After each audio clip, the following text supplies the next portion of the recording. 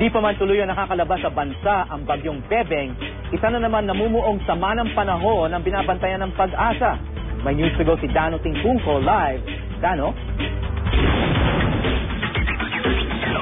Hawi nananatili ang lakas ng bagyong Bebeng habang patuloy na kumikilos palabas ng bansa. Pero ang inaabangan ng Pag-asa ngayon, isang panibagong low pressure area ang nagbabanta sa bansa.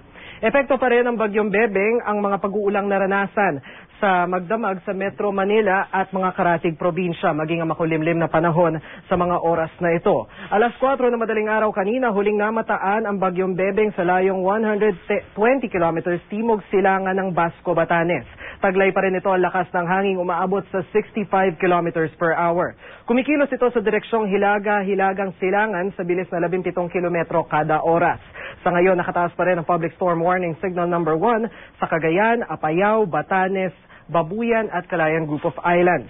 Inaasahang nasa 330 kilometers hilagang silangan ng Basco, Batanes bukas ng umaga ang bagyong Pepeng. Ayon sa Pag-asa, habang papaalis ang bagyong Bebeng, ang magdadala ng ulan sa western section ng Luzon kabilang ang Metro Manila ay ang hanging habagat na hinihila ni Bebeng.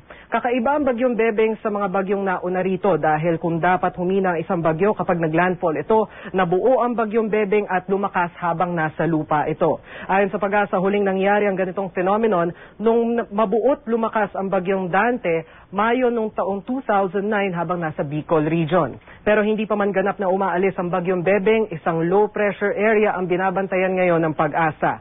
Nasa labas pa ng Philippine Area of Responsibility ang low pressure area. Hindi pa tuluyang nabubuo ang sentro ng LPA na ito pero ayon sa Pag-asa, malaki ang posibilidad na pumasok ito sa Philippine Area of Responsibility ngayong darating na Huwebes. Inaasahang susundan nito ang track ng bagyong Bebeng pero wala naman daw impluensya ang bagyong Bebeng sa LPA na papangalan ng Chedeng sa sandaling maging ganap na bagyo at pumasok sa bansa.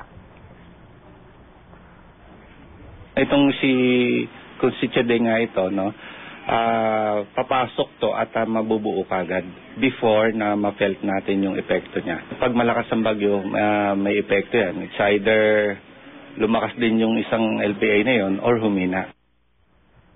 Hawi, pinapayuhan naman ng Pag-asa mga nakatira sa mga mabababang lugar at paanan ng bundok na nasa ilalim ng storm signal na mag-ingat sa flash floods at landslides. Dito naman sa Metro Manila, panakanakang naranasan ng pag-uulan sa buong magdamag kanina.